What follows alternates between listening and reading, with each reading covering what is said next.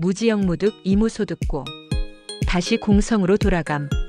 반야심경의 설명 중 12연기와 사성제, 팔정도를 말씀드렸습니다. 가여기까지에 해당됩니다. 그런데 이렇게 실컷 늘어놓은 불교의 핵심 교리에 대해 반야심경은 앞에 무자를 붙여 이런 것들은 다 부질없으니 집착할 것이 못 된다고 말하고 있습니다. 다시 말하자면 12연기와 사성제와 팔정도 등을 통해서는 얻을 바가 없으며 얻을 바가 없음 또한 없다는 해버리는 것이 반야심경의 까탈스러움입니다. 이는 이중부정을 통해 결국은 제법의 실상이 공하다는 공성을 강조하고자 하는 것입니다. 반야심경에서 공성을 이렇게도 확인하고 재차 강조하는 데는 분명한 목적이 있습니다. 이 공성을 이해하는 데서 반야의 지혜가 나오고 다시 이 반야의 지혜에서 열반과 깨달음을 이룰 수 있다고 결론짓기 위해서입니다. 그러니 공의 성품을 제대로 이해하지 못하면 반야심경 공부는 그 자리에서 끝장나는 것입니다. 그런데 중요한 문제가 생겼습니다. 오온이 공하다거나 무명이 공하다는 반야심경의 구절은 우리의 욕심과 어리석음 등이 실체가 없는 것이라는 가르침으로 받아들인다 할지라도 수행의 요체인 사성제와 팔정도까지도 실체가 없는 것이라는 구절은 받아들이기가 쉽지 않습니다. 구체적으로 말하면 바른 견해인 정견에서 바른 선정인 정정에 이르기까지의 수행도 마찬가지로 실체가 없다는 말씀입니다. 이 말은 번뇌의 마음이든 정화된 마음이든 그 실체가 없다는 말이기도 합니다만 여기서 세심한 주의가 요구됩니다. 평상심이 부처다. 깨칠 것도 이미 없다. 깨달아도 중생심과 다른 것이 없다는 식의 표현은 사실 용수의 중관 사상에 의지한 언어들입니다. 한국 불교가 좋아하는 스타일입니다. 즉, 어떠한 형태의 마음이든 그 실체는 상대적으로만 실제하는 것이지 실은 그 성품 자체에 의미를 붙일 수 없다 의미가 없다가 아니라는 사상. 이것이 바로 반야심경에서 그토록 갈구하는 공성의 종착지입니다. 즉 자아를 공화로 보는 것입니다. 반면에 유식 사상은 자아의 실제는 부정하지만 마음은 어떤 실체가 있다고 하는데 그 근거로는 만약 마음의 실체 자체도 없으면 옳고 그름이나 방일과 수행의 마음을 일으키는 것 자체가 불가능하기 때문에 그 마음의 근거는 실제하는 것이라 하는 것입니다. 그러다 보니 마음을 자꾸 파헤쳐 7식, 8식까지 거론하게 되는 것입니다. 앞서 저는 분명히 반야심경을 이해하려면 중관의 언어로 이해해야 하지. 유식의 언어로 이해하려 하면 본질에 접근하는데 어려움을 겪는다고 하였습니다. 또한 한국 불교가 해결해야 할 과제 중 하나로 중관 사상의 공을 깨달음의 최대 가치로 인정하는 데는 모두 이의를 제기하기 않지만 부분적으로는 그 마음의 과정을 설명하는 방법으로 아르 야식 등 유식의 방법을 선택하여 공부하는 사람들을 헷갈리게 하는 오류에서 벗어나야 한다고 말씀드렸습니다. 반야심경에 얻을 바가 없으며 얻을 바가 없음 또한 없다는 이와 같이 유식의 관점에서는 바라볼 수 없는 제법의 공성을 다시 한번 확인해주고 마무리하는 대목입니다. 지나가는 길에 한국 불교가 공에 대해 얼마나 헷갈리게 받아들이고 있는지 한 가지 예를 소개해드리겠습니다. 역시 제 홈페이지 문답란에 한 분이 공에 대해 설파한 내용 중 일부인데 태어가 비었기에 만물 만상이 존재하듯이라고 하더군요. 태어는 중국 북송시대의 유학자 장제 1020-1077가 태어에 기가 없을 수 없고 기는 모여서 만물을 형성하지 않을 수 없다. 흘러 움직이는 기가 여러 가지로 변화하여 성질을 이루고 이것이 온갖 만물을 형성한다. 는 논리를 제창하면서 나온 용어로 이것이 후에 조선 유학의 거봉인 이황의 이기이원론, 이이의 이일원론의 대립인 이기논쟁의 큰 쟁점이 되기도 합니다. 간단히 말해 태어에서 음과 양이 시작된다는 것이 태어란 용어의 핵심입니다. 그런데 이 유교의 태어란 용어를 태연히 불교의 공을 설명한답시고 들이미니 대책이 서지 않습니다. 개인적 사고에 무슨 대책 운운하냐고요? 그 태연하게 설명하는 분이 자칭 두문불출 30년 이상을 수행을 했다는 스님이니 하는 말입니다. 그리고 이 설명법은 공이 태어에 있다는 말인데 즉 불법이 유교에 편입될 판이니 보통 심각한 문제가 아닌 것입니다. 차라리 유식으로 공을 설명하려는 시도는 이에 비하면 그래도 상당한 수준이긴 합니다. 고를 여인자리와 그 과정. 멸성제란 사성제의 첫 번째 전제인 고가 사라진 진리란 뜻입니다. 여기서 고가 사라진 자리는 단순히 고통을 마음으로 이겨내는 능력이 생겼다거나 고통이 사라져 더 이상 없다는 수동적인 정신의 경계를 말하는 것이 아니라 나고 죽음에서의 완전한 해방을 의미합니다. 윤회에서 벗어나는 것은 물론이겠지요. 이런 고통과 번뇌에 타오르는 불길이 다해 제가 되고 또 제가 흩어져서 그저 집착할 대상도 집착하는 마음도 없는 상태를 열반이라고 합니다. 이 열반이란 단어는 반야심경에도 곧 등장하니 그때 자세히 설명하겠습니다. 사성제의 마지막은 도성제입니다. 이 도성제는 멸성제를 이루는 구체적인 방법을 제시한 것인데 그 방법이 팔정도라는 것이 가장 교과서적인 해석입니다. 팔정도는 불교 신도들의 일상생활의 수행 덕목이라고 여기셔도 무방합니다. 그렇다고 해서 팔정도가 그리 간단하다는 말은 아닙니다. 부처님은 본래 출가나 제가의 수행을 차별하여 따로 지침서를 내리셨다는 근거는 없습니다. 그 말은 깨달음에는 출가와 제가의 구별이 없다는 말이지 출가의 의미가 없다는 말이라고까지 비약하면 곤란합니다. 팔정도가 출가자나 제가자 모두에게 수행에 공통된 정답이라는 말씀입니다. 욕망을 실현시키려는 작용들과 그 결과 다음은 취인데 취란 애의 대상에 대해 적극적으로 집착하여 소유하고 싶다거나 혹은 그 욕망을 지속하고자 하는 것입니다. 이 취가 12연기 중에서도 심각한 것은 바로 업을 만드는 주범이기 때문입니다. 말하자면 짝사랑의 추억으로 간직하면 괜찮은데 결혼한 사람을 자기 것으로 만들려는 액션에 들어가면 곤란하다는 말입니다. 불교에서 흔히 말하는 번뇌를 대량 생산해내는 공장도 이 취입니다. 아무리 부자라도 세상에 취하고 싶은 것이 많으면 가난한 사람이고 가난해도 취할 마음이 별로 없으면 부자입니다. 그렇다고 게으르고 무능력하여 가난한 게 자랑이라는 말씀은 아닙니다. 단지 저의 의도는 취할 줄만 아는 세상에 이미 취한 것을 남에게 베푸는 마음도 내자는 것이고 취하더라도 분수에 맞게 하자는 것입니다. 무소유의 정신은 물질을 갖지 말아야 한다는 것이 아니라 물질에 집착하여 소유하지 못해 안다라는 마음에서 벗어나라는 말인 것입니다. 12연기의 10번째는 유입니다. 유란 취에 의해 구체적으로 형성된 결과인 업을 말하는데 유형, 무형의 모든 것이 해당됩니다. 결과물인 업을 형태 있는 것에 한정 지으면 안 된다는 말씀인데 보통 유하면 눈에 보이는 사물이라는 생각이 들 수도 있기 때문입니다. 다시 말해 어떤 계기로 원한이 사무쳐 마음속으로 안갚음을 다짐한다면 그 다짐이 유가 된다는 말입니다. 결국 유란 업의 형성 작용의 구체화 혹은 확정되어 버린 업 그 자체라고 생각하시면 됩니다. 유 다음은 생입니다. 생은 유에 의해 펼쳐지게 되는 실제적 과보의 세계입니다.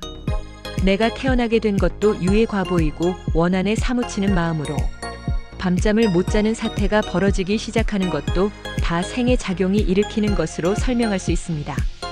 12연기의 마지막은 노사입니다. 내가 태어나는 과보로 늙어 죽는다는 간단한 말로는 이해가 부족합니다. 오히려 무상이라는 말이 더 적합할지도 모르겠습니다. 무상이란 말은 항상 하는 것은 즉 영원히 그 상태 그대로 존재하는 것은 물질적인 것이든 정신적인 것이든 없다는 말이니 육신은 물론이고 아무리 뼈에 사무친 각오와 다짐도 시간이 흐르면 그 작용이 약해지고 결국은 사라지게 된다는 것이 12연기의 노사라고 할 수 있습니다. 그리고 12연기의 마지막인 노사란 완전한 사라짐이 아니라 12연기의 처음인 무명을 또다시 낳는 하나의 결과인 것일 뿐입니다. 지금까지 설명한 12연기법은 부처님이 처음 깨달은 법이라는 중요한 상징과 의미가 있습니다. 깨달은 자만이 무명을 안다. 어리석음이란 자신이 어리석다는 사실을 정말 모르는 것이다. 어느 철학자의 일갈이 아니라 제가 만들어 본 말입니다. 아마 이 말이 무명에 비교적 접근된 말일지도 모르겠습니다. 제가 최근에 본 서적 중 어리석음에 대한 백과사전이라는 흥미로운 제목의 책에 있는 기발한 어리석음을 소개합니다. 입대를 앞두고 신체 검사를 받는 동안 예비 병사는 한시도 쉬지 않고 눈에 보이는 종이들을 집어들 때마다 이렇게 중얼거렸다. 이건 아니야. 이건 아니야. 군의관은 청년의 정신 상태가 정상이 아니라 생각하고 징집 면제 확인서에 서명을 했다. 그 확인서를 받아본 청년은 이렇게 말했다. 바로 이거야. 어리석음에 대한 백과사전 저자 마티아스 반 복셀 출판사 휴먼 앤 북스 p 20일 발견 중에서 이런 유머는 어떻습니까? 어느 날 일본 과학자들이 땅속으로 50m를 파고 들어가 작은 구리 조각을 발견했다. 이 구리 조각을 오랜 시간 연구한 끝에 일본은 고대 일본인들이 이미 2500년 전에 전국적인 전화망을 가지고 있었다고 발표했다. 판트 컬러 해시태그 80 JINDOID 13946731390416929083 판트. 당연히 중국 정부가 발끈했다. 중국 정부에서는 과학자들에게 그보다 더 깊이 파볼 것을 종용했다. 100m 깊이에서 중국 과학자들은 조그만 유리 조각을 발견했고 곧 고대 중국인들은 3500년 전에 이미 전국적인 광통신망을 가지고 있었다고 발표했다. 이 보도에 한국 과학자들은 격노했다. 한국 과학자들은 200m 깊이까지 땅을 파고 들어갔으나 아무것도 발견하지 못했다. 그러자 한국 과학자들은 고대 한국인들이 5500년 전에 휴대전화를 가지고 있었다는 결론을 내렸다. 두 경우의 공통점은 어리석음을 커버하려다 결정적 어리석음을 범했다는 것인 듯합니다. 그런데 이 어리석음을 미학의 관점에서 바라보는 시각도 있더군요. 일단 보시지요. 해마다 인터넷에서 다윈상이 수여된다. 수상 대상은 인간종의 재생산 과정에서 의도하지 않게 결점이 많은 유전자를 스스로 제거함으로써 인간종의 발전에 기여한 사람들이다. 당연히 수상자는 늘 죽은 사람들이기 때문에 그들이 직접 상을 받은 적은 한 번도 없었다. 최근에는 어리석은 행위를 한 결과 거세되어 생식 능력을 잃은 사람, 살아있는 사람도 드디어 포함시켰다는 의미들까지 수상자 후보에 올리기로 규정을 바꾸었다고 한다. 후보자들은 다음 범주로 구분해서 수상자를 선정한다. 게임과 오락 부문, 노동과 산업 부문, 무기와 폭발 부문, 연애와 사랑 부문, 자살 부문, 사냥 부문, 범죄와 징벌 부문, 교통사고 부문, 종교 부문, 그리고 의료 수술 부문이다. 64세의 후두암 환자 에이브러힘 모슬림.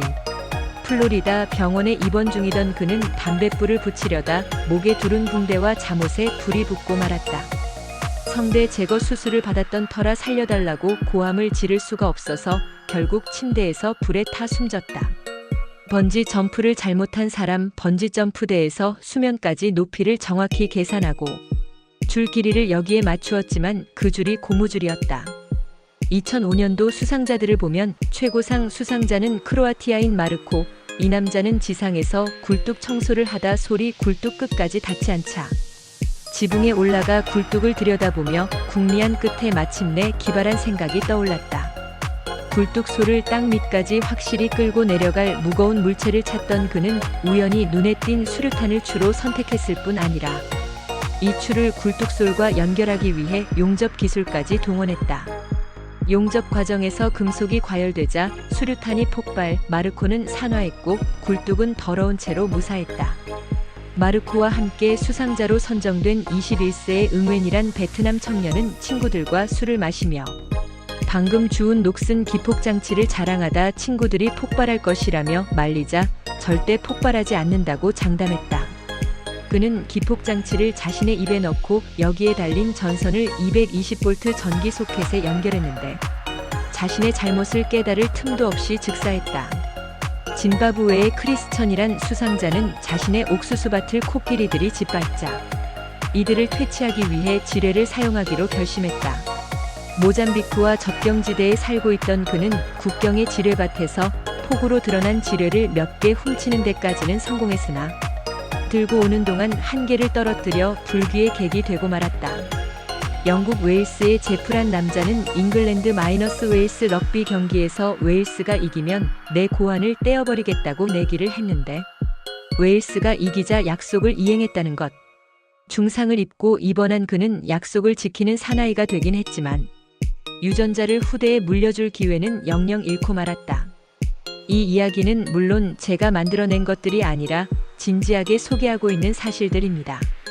제가 무명을 설명한답시고 고작 앞에 몇 줄 해놓고 변죽만 울리는 데는 속사정이 있습니다. 솔직히 말씀드리자면 무명을 안다는 것은 깨달음을 안다는 말과도 같기 때문입니다. 당연히 저는 깨달음을 얻기는커녕 헷갈리는 소리만 해대고 있으니 무명을 딱 부러지게 설명해 드릴 길이 막막하다는 말씀입니다. 더욱이 제가 이 책의 저자가 아니라 다른 사람의 저서들을 보는 독자의 입장에서 말하면 행여 저자가 자신의 의도와는 상관없다고 항변할지는 몰라도 내 머릿속에 있는 것을 너희들은 잘 모르겠지만 하는 듯한 태도의 글을 보면 도리어 그 내용을 신뢰하지 않는 편입니다.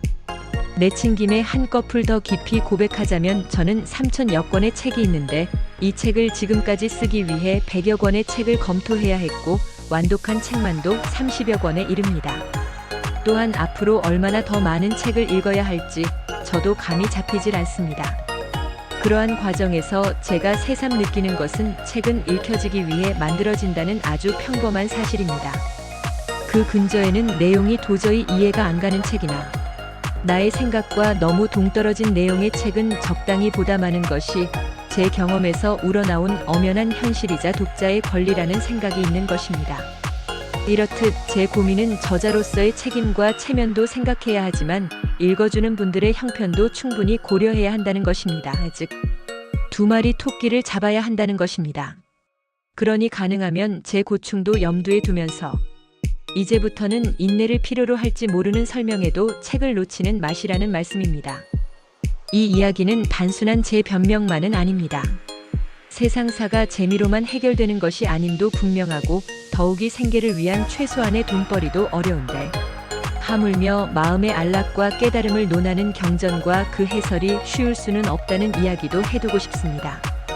무명은 불법을 잘 모르는 것, 자신의 마음에 본래 존재하고 있는 부처님과 같은 성품 중생의 마음, 그 자체의 성품이 더 정확합니다를 망각하는 것이라고 결론을 내리겠습니다. 제8식을 함장식이라고 부르는 것은 모든 의식은 물론 무의식까지 저장 기억하는 창고와 같다는 이유에서입니다. 그리고 이숙식이라고 부르는 것은 제8식에서 비로소 근본적으로 생각이 바뀌거나 성숙해지기 때문입니다.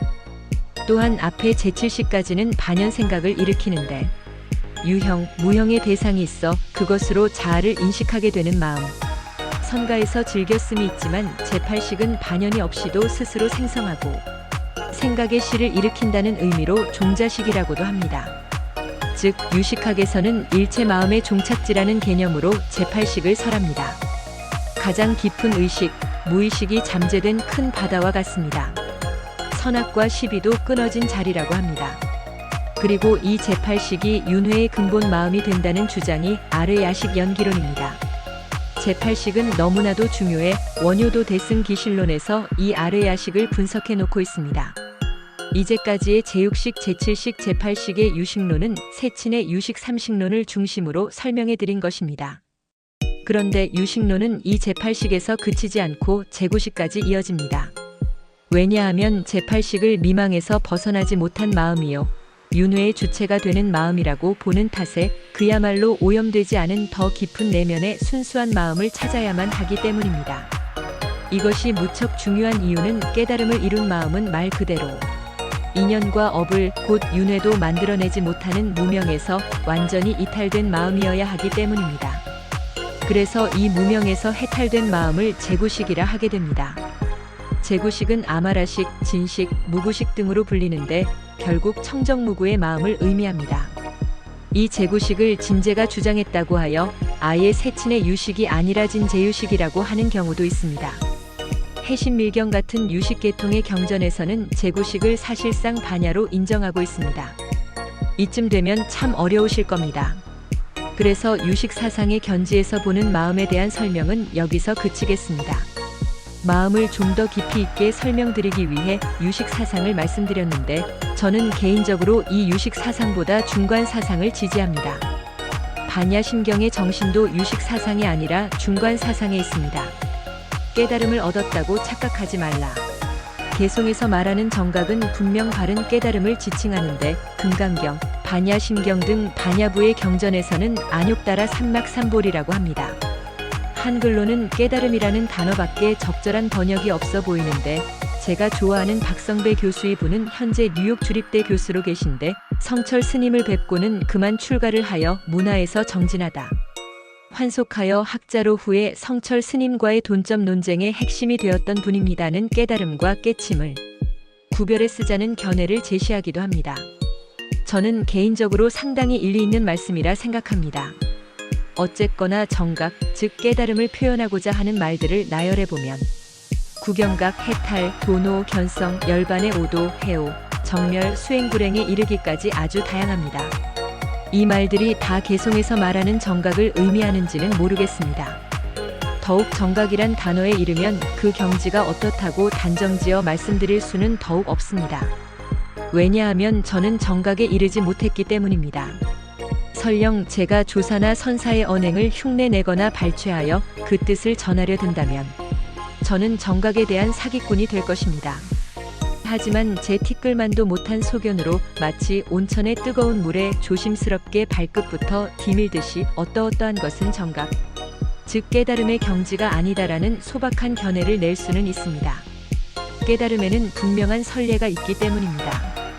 다름 아닌 우리 같은 범부로서의 고타마 시타르타의 수행 과정과 그가 성불한 후의 언행과 깨달음에 대한 분명한 교과서인 경전이라는 가장 명확한 증거물에 근거하면 되는 것입니다. 여기서 고타마 시타르타에게 범불한 표현을 쓰는 것은 어색하지 않습니다. 그가 총명하였고 왕자였다고 범부가 아닌 것은 아닙니다. 지구에서 달까지의 거리에 지구에서 가장 높은 에베레스트 산의 높이를 감안하지는 않습니다. 깨달음의 위치에서는 인간적 총명과 지혜는 에베레스트 산과 같을 뿐입니다.